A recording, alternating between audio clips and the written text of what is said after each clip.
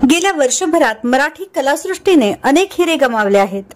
अशातच आता आणखी एका हिरा कलासृष्टीने गमावलाय।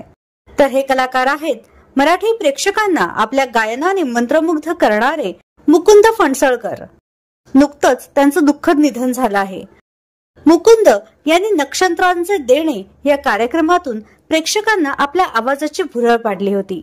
त्यापूर्वी त्यांचा दूरदर्शनवर एक स्मरण यात्रा नावाचा कार्यक्रम खूप गाजला होता। यासोबतच ते झी टीव्ही वरील सारेगमप या कार्यक्रमाचे पहिले विजेते ठरलेले। त्यांच्या कारकिर्दीत त्यांनी अनेक उत्कृष्ट गाणी गायली आहेत। मात्र अखेर त्यांनी या जगातून कायमचा निरोप घेतला। गेले काही दिवस ते दीनानाथ मंगेशकर रुग्णालयात दाखल होते। अल्पशा आजाराने त्यांचं निधन झाल्याचं सांगण्यात येत आहे।